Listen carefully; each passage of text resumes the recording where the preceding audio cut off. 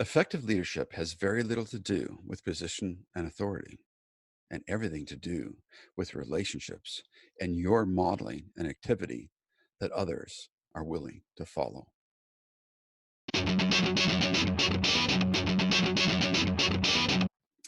Welcome to another session of a learner's mindset discussion. I'm Dr. Dwayne Hrapnick, and my colleague is. Dr. Talissa Thibodeau? We want to talk today about leadership. What's involved in leadership? Well, actually, more specifically, we want to talk about this notion of not really being able to lead an organizational change strategy unless you have the authority to lead it. So, unless I'm a manager, a director, or I'm a principal or a vice principal, or I'm the head of a committee or something like that, if I don't have that position, well, then how can I actually lead change? I think that's a misunderstanding of how leadership really works. What are your thoughts on this topic before I jump in and go down my rabbit trail? So I want to say to folks, don't let the title fool you. Don't let the title think that just because you are a director or a manager or a department chair that you can't lead other people. There are a multitude of ways to lead other people, and we can do that through modeling, having conversations, experimenting and playing around with some of our ideas and having other people ask questions, but influencing others through the person that we are and who we are growing to be. And we can do that, and that can almost be effortless. It just depends, on whether or not you are able to take that leap and try new things and experiment.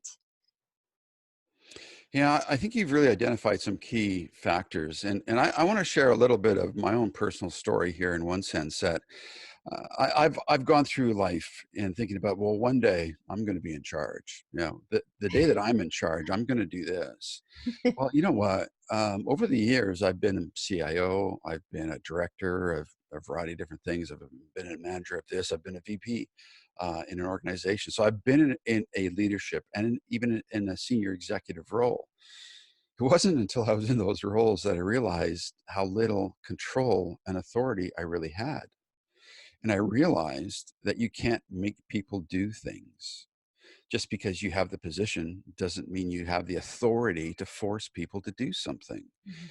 If anything, you have to be even more well versed in creating a source of influence or influencing people to enable them to do the things that you want them to do. You can't make people do things. So this notion that I can't lead change or I can't be a leader unless I have the position, I found out it didn't work that way.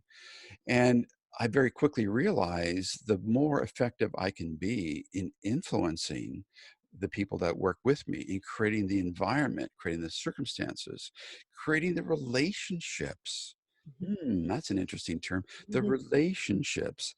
I'm a rational intellectual. I'm always thinking about things, and I'm thinking we can change the world just as long as we, didn't have to deal with the people. And now I realize we can only change the world if we learn how to deal with the people. I was so wrong.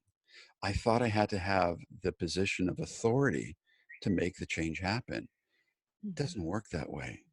Change comes about through those relationships. Now, I know this is an area that you have a significant interest in relationships. I'll say go.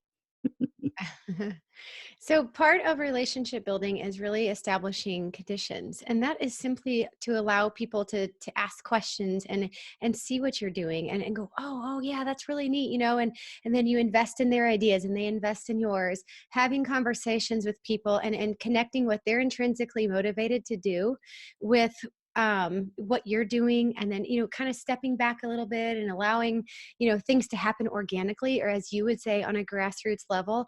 We can impact other people and not even realize that we're doing it. So back when I think to my public education years, and I thought, when I was a kindergarten teacher, one of the things that I love to do with my kids is really to see where they could go, where they could take their learning, and have the parents involved with that as well. So one of the projects I asked them to do, is to select a state, any state that they wanted to learn about, and they would talk with their parents and work with their parents, and they would learn everything they could about the state. What was the state called? The state flag? What did the state grow? What was the state bird? All these things. So the kids, in having this conversation with the kids, are like, oh yeah, this is fun. This is exciting. I get to pick my own state. I get to talk about it and present it the way that I want to, whether that be a poster, whether I create a video. And these are kindergartners, right? So when the kids came into the classroom and they presented their ideas, and they had a bit of control and a bit of ownership and choice over that, and it was I realized something. It wasn't about me at that point. It was about them and connecting what they wanted to do with what they were learning about, and they were leading each other. And then when this caught wind at the rest of the school, other kindergarten teachers were going, oh yeah, look at that, and they posted their projects in the hallway. How did you even get them to do that? They know what a state is? Really? Well, tell me how to do that. And so whenever the other teachers were asking me these questions, this is where I was able to engage in some dialogue, that free flow of meaning, where we kind of exchange ideas back and forth, have conversations, and it started to expand. And so my influence expanded well beyond my own classroom walls and what I ever thought it would be. Well, that morphed into something even bigger. Eventually, my administrators were coming down the hallway asking questions, and then the news came in. It just snowballed, and then the influence there multiplied beyond what I thought it would. And that simply came back to, what is this little seed grassroots idea that I have, and how can I turn this into something engaging and exciting, and connect it back to the learning first, right? So that's one way I was able to expand my impact without even realizing I did. Pretty cool. Well, I think you've really captured the essence of what organizational change leadership is. It's about making a difference in the people's lives in your sphere of influence. Mhm. By changing those students, by having Johnny and Susie excited about school.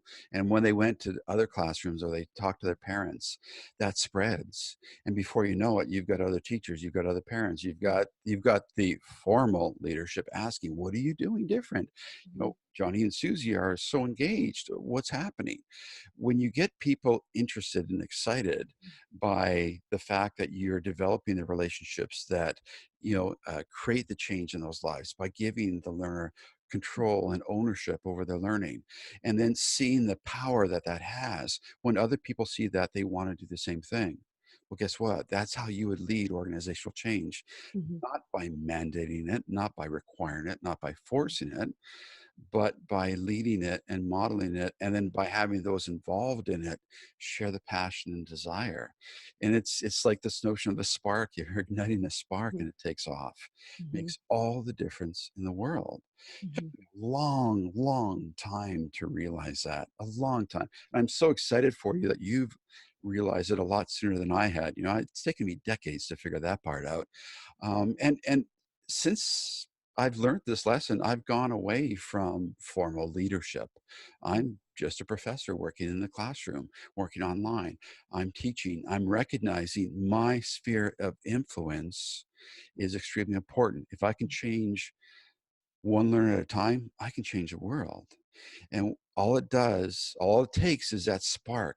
One, two, three, four, five, six learners, and then they influence other learners, and it just steamrolls. So Mhm. whenever I hear some of my students in the organizational change course say, yeah, but I'm not a principal, I'm not a vice principal, I'm not a formal leader, I'm not in a position of authority, I don't think I can really lead change. Actually, I think you have an advantage if you Mhm. aren't in that formal position of authority. Because if you have to rely on your authority to make the change, that change isn't going to last. We know that it doesn't work that way. Mhm. People don't do what they what you need them to do unless they choose to do it themselves. And so if you can create that desire intrinsically, if they can see, wow, listen, what Talissa's doing in her classroom, I want some of that. I want some of that. I want my kids to have that excitement. I want them to be engaged in the same way they're engaged. Talissa, how are you doing that? What did you do first? And can you help me with that? Can you come alongside Mhm. me? That's change. That's leadership. that's leading organizational change. It's very different, very different. And I hope that others will sort of catch this spark. Any last thoughts on this idea before we wrap it up? I think it goes back to, what do you believe about yourself? If you believe you are strictly a teacher, then you're going to rely on the curriculum and the guides and the maps to tell you what to do, and the district academic plan to tell you what to do. But if you think of yourself as a learner slash coach, then you start looking at learning and relationship building with other people, even your students, differently, because you start thinking about what your beliefs are and what you hope to share in connection with what they believe and what they want to learn. Whether it's a teacher or a student or an administrator, you can maximize your influence and maximize your impact by getting clear about what you believe about yourself, as a learner. And so I'm shifting a little bit here. It's not just teacher. I'm putting myself in the shoes of my own learners, and you know, eh, go back to, kindergartners. Going back to the classroom experience. How do kindergartners relate with one another? Well, they talk about things, dinosaurs, and they talk about things that excite them. We shouldn't ever lose what excites us as a learner, and when that passion comes through, other people see it. You don't have to say anything. It's just something you become it.